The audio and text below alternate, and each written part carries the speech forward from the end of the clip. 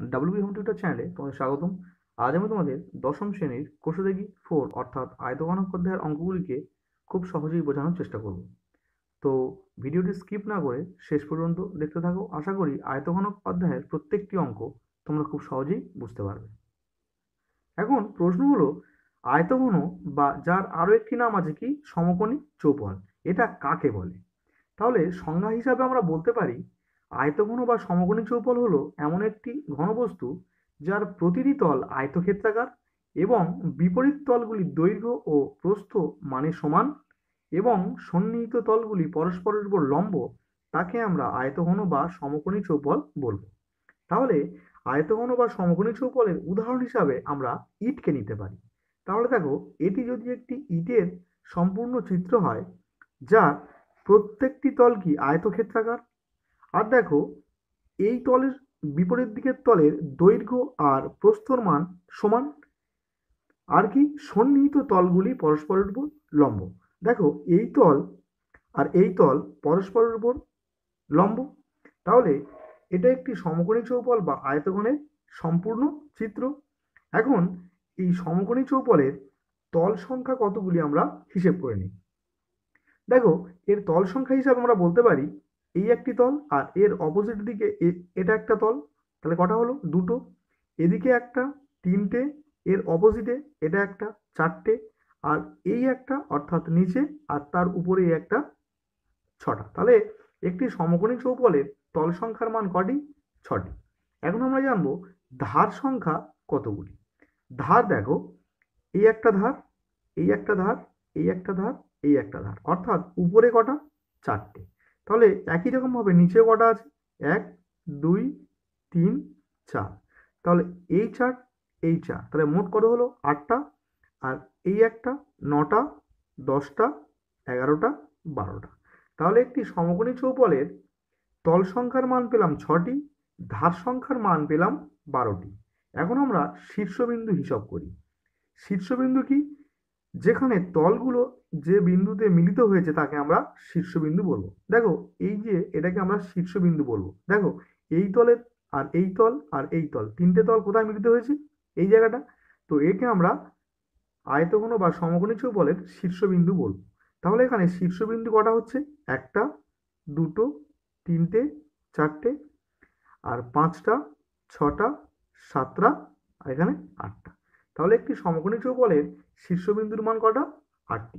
এখন আমরা আয়তঘন বা সমকোণী চৌপলের সূত্রগুলো খুব সংক্ষেপে জেনে নেওয়ার চেষ্টা করব। তাহলে প্রথম সূত্র কি দেওয়া আছে দেখো, আয়তঘনের সমগ্র তলের ক্ষেত্রফল। তাহলে আয়তঘনের সমগ্র তলের ক্ষেত্রফল নির্ণয়ের সূত্র আমরা কি জেনে নাও। 2 ইন্টু দৈর্ঘ্য ইন্টু প্রস্থ প্লাস দৈর্ঘ্য ইন্টু উচ্চতা প্লাস প্রস্থ ইন্টু উচ্চতা। এখন আয়তঘনকের একটি তলের ক্ষেত্রফল তাহলে কি হবে? দেখো, এটি যদি একটি আয়তঘনক হয় তাহলে এর প্রত্যেকটি তল কি আয়তক্ষেত্রাকার। তাহলে আয়তক্ষেত্রের ক্ষেত্রফল যা, আয়তঘনকের একটি তলের ক্ষেত্রফল তাই। তাহলে আয়তক্ষেত্রের ক্ষেত্রফল কি? দৈর্ঘ্য ইন্টু প্রস্থ। তো এটি আয়তঘনকের একটি তলের ক্ষেত্রফল। এখন আমরা কি কি দেখবো? আয়তঘনকের আয়তন নির্ণয়ের সূত্র কি? তাহলে আয়তঘনকের আয়তন নির্ণয়ের সূত্র হচ্ছে দৈর্ঘ্য ইন্টু প্রস্থ ইন্টু উচ্চতা। আর কি? আয়তঘনকের কর্ণের দৈর্ঘ্য। আয়তঘনকের কর্ণের দৈর্ঘ্য নির্ণয়ের সূত্র কি? √অফ দৈর্ঘ্য স্কোয়ার প্লাস প্রস্থ স্কোয়ার প্লাস উচ্চতা স্কোয়ার। তাহলে এটি আমার আয়তঘনক নির্ণয়ের প্রত্যেকটি সূত্র। এখন আমরা জেনে নেব ঘনক কি। তাহলে ঘনক কি এর সংজ্ঞা হিসেবে আমরা বলতে পারি, যে আয়তঘনকের দৈর্ঘ্য, প্রস্থ এবং উচ্চতার মান সমান তাকে আমরা ঘনক বলব। দেখো, এটি যদি একটি আয়তঘনক হয় যার দৈর্ঘ্যের মান আমরা কি নিয়েছি? এ, প্রস্থর মানকে কি নিয়েছি? বি, এবং উচ্চতার মানকে আমরা কি নিয়েছি? সি। তাহলে এটি যে একটি ঘনক হয়, এর ক্ষেত্রে কি হবে? দৈর্ঘ্য ইকুয়ালস টু প্রস্থ ইকুয়ালস টু উচ্চতা, অর্থাৎ দৈর্ঘ্য, প্রস্থ এবং উচ্চতার মান এক্ষেত্রে সমান। তাহলে যদি আয়তঘনকের প্রত্যেকটি তল আয়তক্ষেত্রাকার হয় তাহলে ঘনকের প্রত্যেকটি তল কি হবে? বর্গাকার। তাহলে আমরা ঘনকের ক্ষেত্রে কি কি সূত্র লাগবে জেনে নিই। দেখো, ঘনকের সমগ্র তলের ক্ষেত্রফল কি? 6a², যেখানে এ কে আমরা কি ধরেছি? বাহু। দেখো, ঘনকের সমগ্র তলের ক্ষেত্রফল। আর ঘনকের একটি তলের ক্ষেত্রফল কি? এ স্কোয়ার অর্থাৎ কি, এটা এখানে কি বাহু, তো বাহু স্কোয়ার। যেহেতু ঘনকের একটি তল বর্গাকার, তাহলে বর্গক্ষেত্রের ক্ষেত্রফল নির্ণয়ের সূত্র আমরা কি জানি, বাহু স্কোয়ার। তো এক্ষেত্রে ঘনকের একটি তলের ক্ষেত্রফল নির্ণয়ের সূত্র আমরা কি হবে, বাহু স্কোয়ার। আর ঘনকের আয়তন নির্ণয়ের সূত্র কি, এ কিউব অর্থাৎ বাহুর কিউব। আর কি, ঘনকের কর্ণের দৈর্ঘ্য, ঘনকের কর্ণের দৈর্ঘ্য নির্ণয়ের সূত্র হচ্ছে √3 ইন্টু এ অর্থাৎ কি এখানে বাহুর দৈর্ঘ্য। এখন কোষাদেখি 4-এর প্রথম অঙ্ক কি বলছে দেখা যাক। কি বলছে, আমরা পরিবেশের 4টি আয়তঘনকাকার ও 4টি ঘনকাকার বস্তুর নাম লিখি।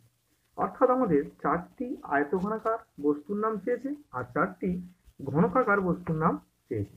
তো আমরা প্রথমে লিখছি 4টি আয়তঘনাকার বস্তুর নাম।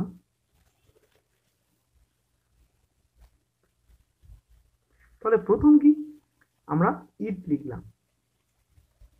নেক্সট কি লিখব, আয়তঘনাকার টিনের বাক্স।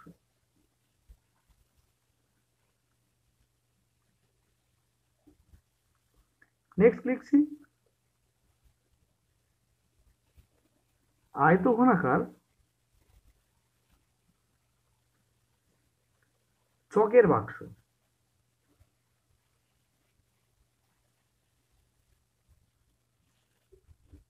নেক্সট কি, দেশলাই বাক্স।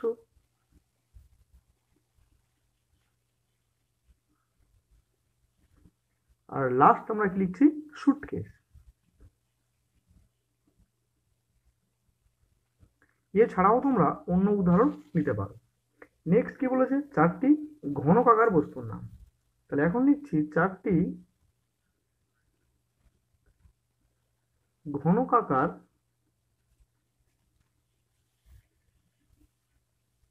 বস্তুর নাম। তাহলে ঘনকাকার বস্তুর নাম প্রথমে আমরা কি নিচ্ছি, ছক্কা অর্থাৎ লুডোর ছক্কা। নেক্সট কি নিচ্ছি, চৌকো বাড়ি।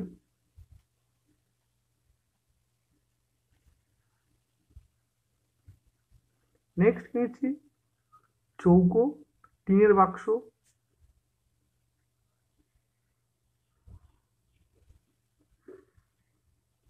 চৌকো টিনের বাক্স। আর কি নিচ্ছি, চৌকো কাঁচের ব্লক।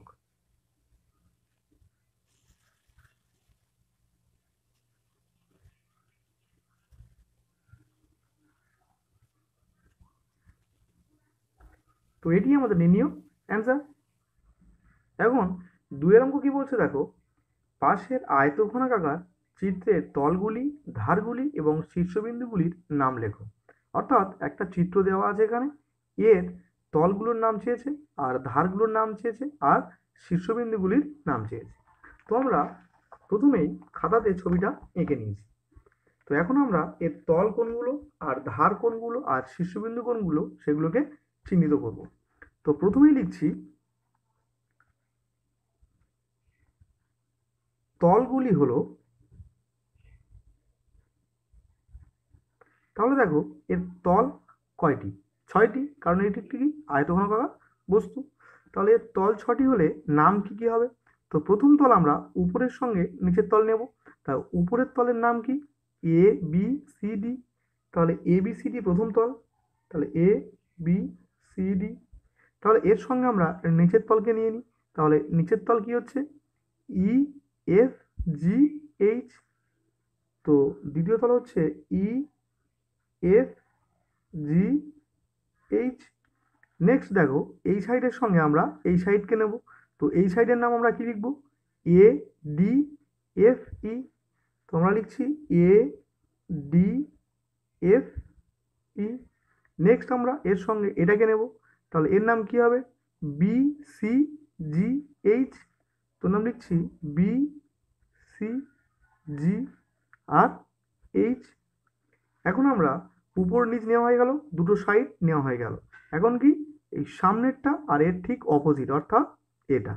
তার সামনেরটার নাম কি হবে, এ বি এইচ ই। তো লিখছি এ বি এইচ ই, আর এর অপোজিট অর্থাৎ এই তলটা, এর নাম কি হবে?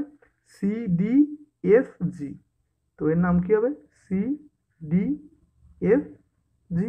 তাহলে আমরা তলগুলি ক্লিয়ারলি পেয়ে গেলাম। এখন আমরা কি পাবো?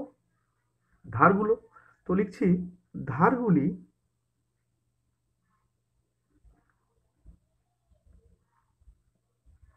ধারগুলি হলো, তাহলে এখানে দেখো ধার কটা? আমরা জানি আয়তঘনকের ধার হচ্ছে 12টা। তো দেখো এ বি একটা ধার, বি সি একটা ধার, সি ডি একটা ধার, আর এ ডি বা ডি এ একটা ধার। তো প্রথমেই আমরা চারটে ধারের নাম লিখবো। আগে লিখবো কি?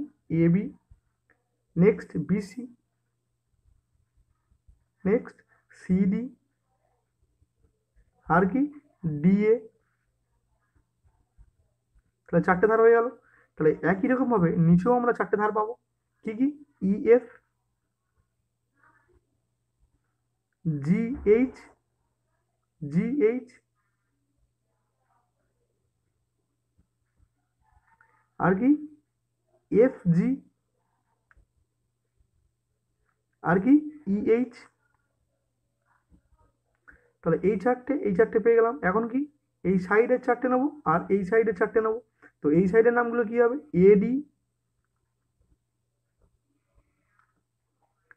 ডিএফ,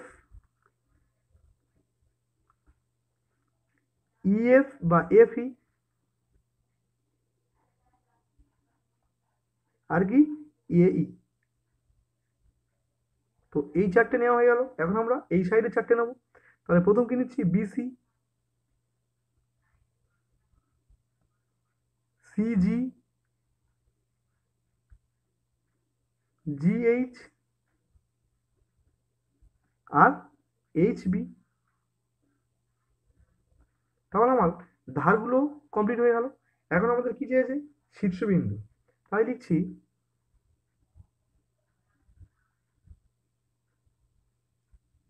শীর্ষবিন্দুগুলি হলো, তাহলে শীর্ষবিন্দু কি? শীর্ষবিন্দু হলো তলগুলির মিলনস্থল, অর্থাৎ তলগুলো যে বিন্দুতে মিলিত হয়েছে তাকে আমরা শীর্ষবিন্দু বলবো। তাহলে এর শীর্ষবিন্দু কটা? 1, 2, 3, 4। তো এদের নাম কি হবে? A B C D. আর একই রকম ভাবে নিচেও কি আছে? ই এফ জি এইচ। তো সেইগুলোকে আমরা লিখে নেব। ই এফ জি এইচ। তো এটি আমাদের নির্ণেয় অ্যান্সার। এখন 3 অঙ্ক কি বলছে দেখো, একটি সমকোণী চৌপলাকার ঘরের দৈর্ঘ্য, প্রস্থ এবং উচ্চতা যথাক্রমে 5 মিটার, 4 মিটার ও 3 মিটার হলে ওই ঘরে সবচেয়ে লম্বা যে দণ্ড রাখা যাবে তার দৈর্ঘ্য নির্ণয় করি। তাহলে দেখো কি বলে দেওয়া আছে? একটি সমকোণী চৌপলাকার ঘরের দৈর্ঘ্য, প্রস্থ এবং উচ্চতার মান দেওয়া আছে। এখন কি বলছে? এই ঘরে সবচেয়ে লম্বা যে দণ্ড রাখা যাবে তার মান কত? তাহলে দেখো একটা সমকোণী চৌপল যার দৈর্ঘ্য, প্রস্থ আর উচ্চতার মান দেওয়া আছে। তাহলে এটা যদি একটি সমকোণী চৌপল হয়, দেখো এটা একটি সমকোণী চৌপল যার কি কি দেওয়া আছে? দৈর্ঘ্য, প্রস্থ, উচ্চতা। দৈর্ঘ্যের মান কত? 5 মিটার, তো এর মান 5। আর কি? প্রস্থের মান কত? 4 মিটার, অর্থাৎ এর মান 4 মিটার। আর উচ্চতার মান কত দেওয়া আছে? 3, অর্থাৎ এই হাইটের মান কত দেওয়া আছে? 3। তাহলে বলছে ওই ঘরে সবচেয়ে লম্বা যে দণ্ড রাখা যাবে। তাহলে সবচেয়ে বড় দণ্ড রাখতে গেলে আমাদের ঘরের কোণ বরাবর রাখতে হবে, অর্থাৎ এই আয়তঘনকের আমার কর্ণের দৈর্ঘ্য নির্ণয় করব। তো কর্ণের দৈর্ঘ্যের মান যা পাবো দণ্ডটির দৈর্ঘ্য ঠিক তাই হবে। তাহলে প্রথমেই লিখছি ওই ঘরে, অতএব ওই ঘরে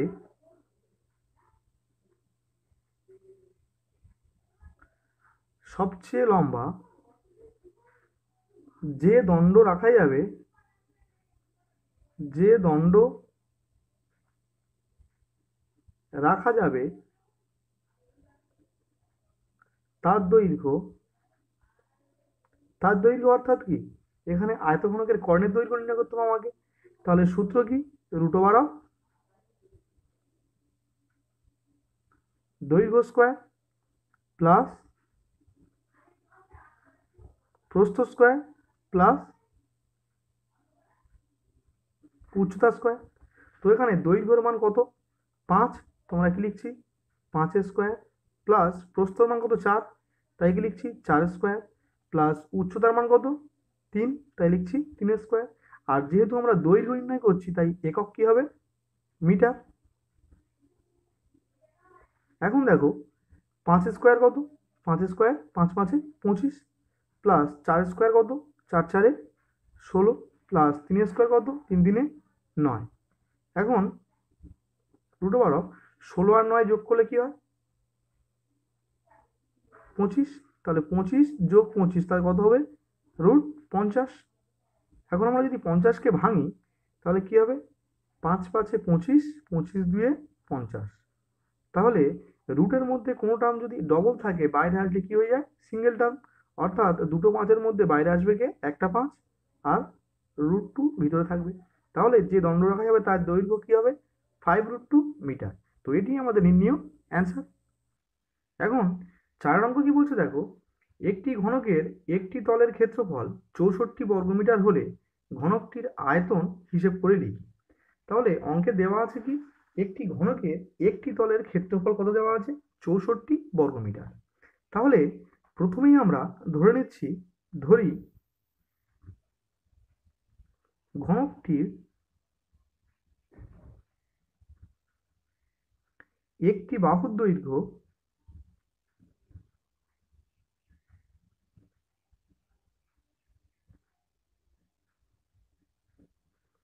a মিটার। তাহলে যে ঘনকের একটি বাহুর দৈর্ঘ্য a মিটার, তাহলে সেই ঘনকটির ক্ষেত্রফল আমরা কি পাবো? তাহলে লিখছি অতএব ঘনকটির ক্ষেত্রফল। তাহলে ঘনকের ক্ষেত্রফল নির্ণয়ের সূত্র কি জানি আমরা? বাহু স্কোয়ার, বা একটি তলের ক্ষেত্রফল কি? বাহু স্কোয়ার। তো এখানে কি লিখছি আমরা? a স্কোয়ার বর্গমিটার। কিন্তু অঙ্কে বলছে ঘনকটির একটি তলের ক্ষেত্রফল কত? 64 বর্গমিটার। তাই আমরা কি লিখছি? শর্তানুসারে a স্কোয়ার সমান সমান কত লিখছি? 64। তাহলে a স্কোয়ার সমান সমান যদি 64 হয়, তাহলে এখান থেকে a এর মান কি? তাহলে a সমান সমান এদিকে স্কোয়ার উঠলে এদিকে কি হয়? রুট, অর্থাৎ বর্গমূল।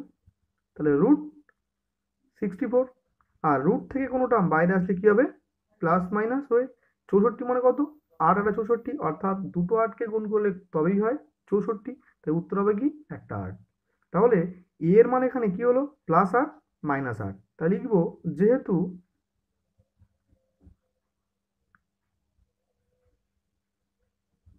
বাহুর দৈর্ঘ্য ঋণাত্মক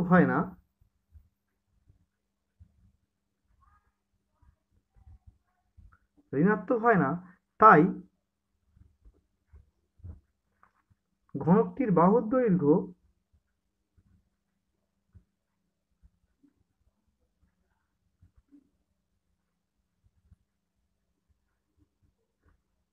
আট মিটার। তাহলে প্রথমে আমরা ঘনকটির বাহুর দৈর্ঘ্য কত পেয়ে গেলাম? 8 মিটার। এখন আমরা কি নির্ণয় করব? ঘনকটির আয়তন। তাহলে লিখছি অতএব